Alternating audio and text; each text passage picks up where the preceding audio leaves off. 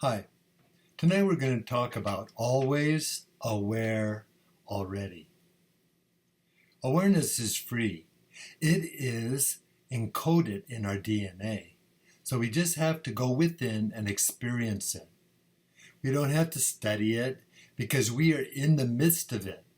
So we just have to assimilate and remember it.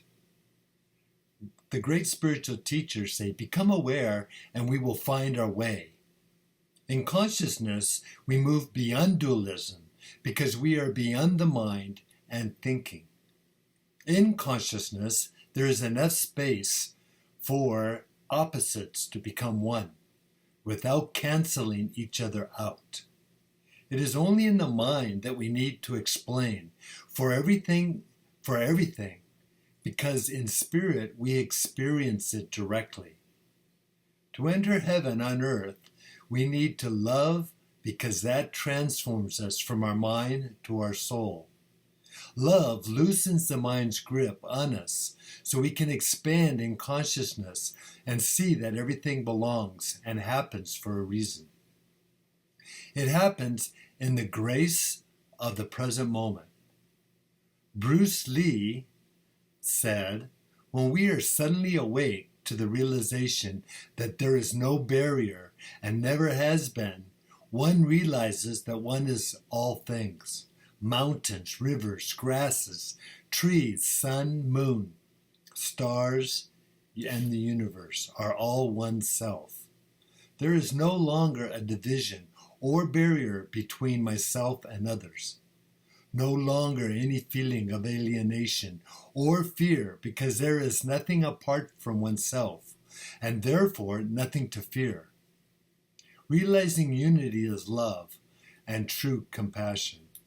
Amit Ray said, "You are never alone. You are eternally connected with everyone." Osho said, "Truth is not something outside to be discovered. It is something inside to be realized." Rumi said, "We are stars wrapped in the skin. The light you are seeking has always been within." We need to let go of who we have been to experience the consciousness we are meant to be. It is a process of becoming more aware and rising to a new level. We evolve away from rationalization and fear in the mind to joy, creativity, peace, and harmony in the spirit. We are not a machine that just puts out stuff, but a garden that blooms year around in synchronicity. This happens when we sync with the universe and it flows through us instead of demanding the universe to flow in the direction we want. The ego mind orders or commands in a conditioned pattern while the spirit breaks the cycle, healing the pattern that is blocking the flow of the universe. The universe or cosmos is not punishing us, but only edging us towards what is blocking the flow, so we can experience our spirit and the ultimate reality. We can't use force to make others or ourselves aware, because we might not be ready for it.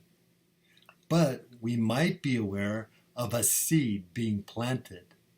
Wordsworth said, "Your mind is a garden. Your thoughts are the seeds. The harvest can either be flowers or weeds." Rumi said, "Every leaf that grows will tell you what you sow, will bear fruit. So if you have any sense, my friend, don't plant anything but love." Lao Tzu said, "To see things in the seed, that is genius."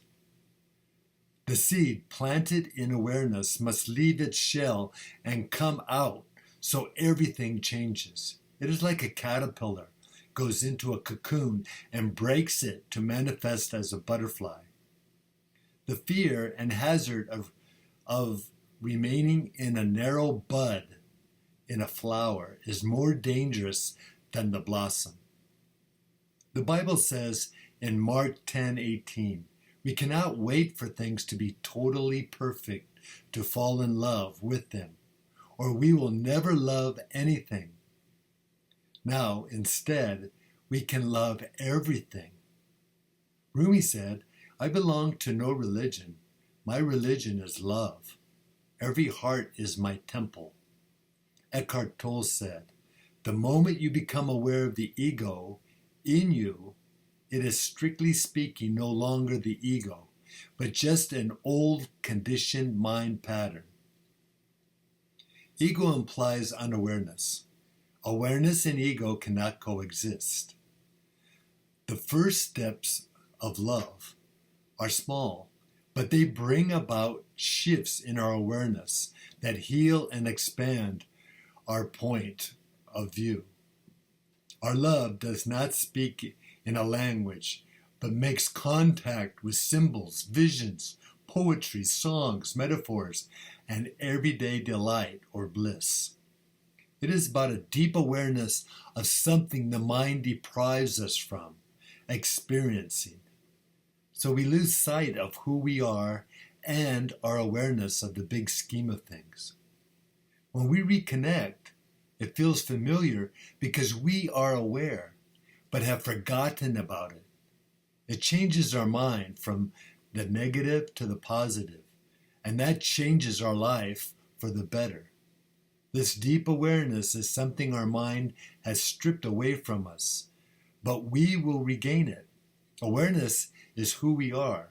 Some will be shocked, and many will feel the